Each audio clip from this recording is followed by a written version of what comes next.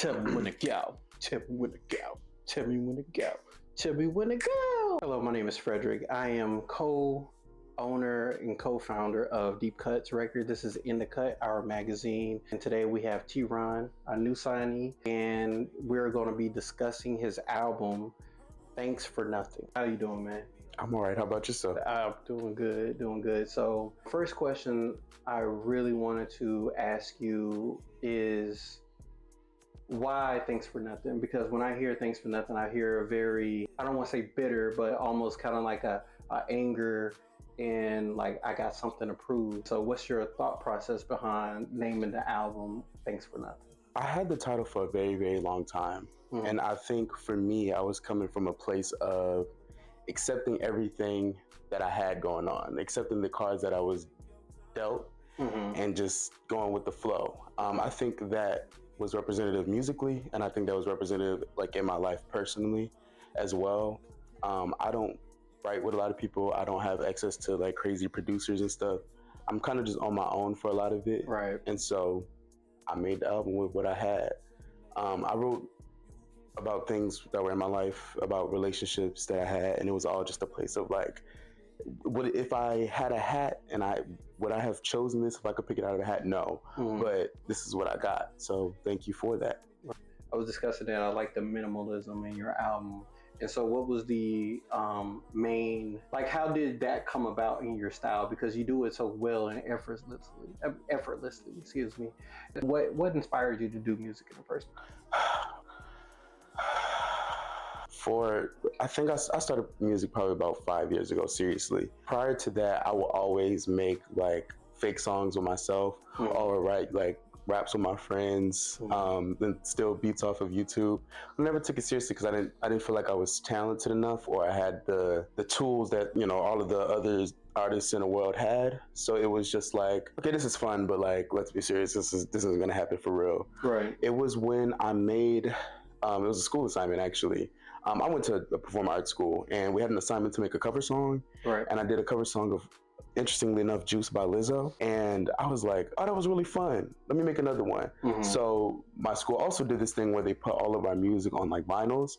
So I made this song called Sometimes, which is still on SoundCloud if you want to listen to it, but I wouldn't recommend it. I was like, okay, you know what? I'm gonna do it again. And then I just did it again and again. A couple years ago, I was like, okay, I might as well just make it. Like everyone makes music in all different kinds of ways, from all different walks of life. So who's to say I can't make it myself as well. And I definitely hear that, the repetition and not in the sense of like the album is repetition, like, and like I hear the effort in your music. That's one of the things I really took away from that, your album. So the last song on the Deluxe, Love Again, as I said before, it has a Paul McCartney and Kanye West influence to me, definitely with the piano that you choose. And it kind of taps into that same emotion. And when I hear that song, what I interpreted from that song was like hopefulness in that song, still a bit of kind of like anger. A lot of it is about hopefulness, I would say. Love Again is the choice to decide to continue on. So it is hopefulness in the sense of you might get your heart broken 55 million times in a row, but if you don't continue to love or at least try again, then what is the point of it all?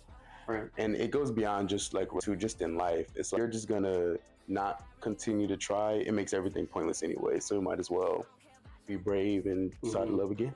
And the lyrics that you also like that I got God on, like don't need anybody in your life that's grinding in the song. So that's where I got the hint of kind of going to happen, but it's not priority right now. Yeah. Like, still a little bit, is it correct to say if there was like a little bit of hurt in that song? Yeah. To interpret that? Because that's something I really resonated with as, you know, with my current partner.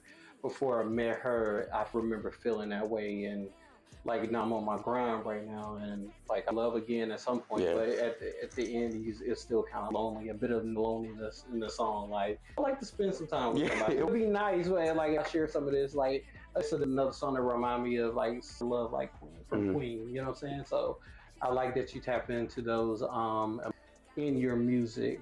At the time, I will say it was a lot more hopeful. Okay. I wrote it when I was fresh with my ex, so it was more so of like you're gonna find that love again. now when I listen to the song, it's just a different perspective now. It's a different perspective. So Yeah. I would say like more of what I heard. Okay, I was like, God damn it. Yeah, I was like, I didn't want to. When I was listening to it, I was like, I hope I don't like try to move down a little bit by saying like, oh, this guy kind of angry. But nah, it's Different but perspective. it's good from the perspective. And take it that you grew up in New Orleans, correct? Yeah. So it's more about your upbringing and how did it, the record that you heard that make you like goes, I need to do music. So, I wanted to answer your last question about the record. Mm-hmm. There's no specific song that I can think of, but there's a million artists. Okay. I have a ton of inspirations, but a lot of it comes from just being in New Orleans. Okay. Like seeing all the talented people, and people just make music on the street, and we just have a ball. And there's so many talented people that be within my family or in my neighborhood, and just seeing, I feel like you get a lot of freedom. You get a lot of love just from music, period. Mm-hmm. So New Orleans has always been number one inspiration, period. Like just the scene. Mm-hmm. It inspired just make stuff that connects more emotionally. Right. Especially me growing up in church and stuff, just making me connect to you. Even if maybe the song might not talk exactly about what you're feeling. Yeah. You might have your own interpretation and it means the world to you. That's my biggest inspiration. Yeah, okay. Absolutely. And when you talk about New Orleans, you really don't think about R&B artists that often either. Not really. So like, how does that feel going into this? Your music is so from the music like bounce and coming from the jazz. So like so tell me more like, how do you feel about your music being set apart? I would say all of the elements that I get from New Orleans is more so about my soul than the actual musicality of it. It still come from like with jazz, the concept of, so the idea of not being perfectly timed and being subject to just human musicality and human like kind of off timing or bouncing of just freedom and allowing yourself to feel or wiggle or whatever you got to do in that moment to let it all out is all the approach that I take from New Orleans. Musicality, not so much, but what it makes people feel, what it makes me feel, or the approach that I go to about it, all from the music in New Orleans. That's what's up. Jazz is from the heart, it's from the soul. It is, and that's what I also love about your album. It has a lot of soul and how you put emphasis on the lyrics and how you're pretty much singing your soul out. So, and is that what this is like? What song is to you? The song New Orleans. New Orleans is the first song. I wouldn't say the first I made for the project, but it's definitely the oldest. Mm-hmm. And it started with just the piano. It was beat before the second half of the song, and I was just like, as soon as I got it, I'm going back to. And I feel like for me, it was a song of never forgetting where you're coming from. Mm-hmm. And me saying, as soon as I got it, I'm going back to New Orleans is like literally true. Like realistically, I know that when I got what going on out here in Baton Rouge, I want to go back. I want to go back home. I want to go back to the city. I'm gonna get back to like when I get my money. I'm going back to New Orleans. That's what's up. Even conceptually, like just the idea of coming back to maybe not to where you started, but in who you were and what you love. Right. Even like metaphorically is what I wanted to write about. What are specific communities that you form? I know you already spoke about a little bit with New Orleans, but there is any other communities that you collaborate with and work with to help, curate your sound and like bring in like your inspirations? The inspiration from, I would say also the queer community, the perspective of a Black man, because I am Black first. Right.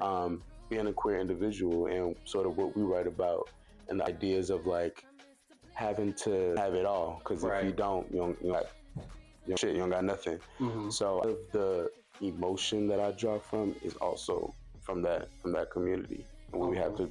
And what specifically are you drawing from? Like, is there something that you relate to? Well, that you probably relate to, but something in specific what emotion or something that you like went through with the community? Is there something there that you really just like really passionate about and it really shows out? Vulnerability. Mm-hmm. I think being raw and like 100% yourself, because if you don't, then nothing else is worth it. Right. I think it's the choice of having to deal with whatever you look in the mirror at before you go to bed. That is the person you got to deal with. Right. So living at 100%. I draw from that with anything that I write. And I do love that about you, because you can hear that, and I love that you even pointed that out as well, because the music, like I said, you sound so different from anybody out here, even in Baton Rouge, even in New Orleans, you sound mad different, you know, and I love the passion in your music for that, and like is it's something special. I really appreciate that it's around. You know, we had a long talk about the Lauryn Hill outside, so I was like, I feel like it's something akin to the neo soul, also kind of alternative to it, like the internet. So that's what I get from your music, and I can see that you also pull inspiration from them as well.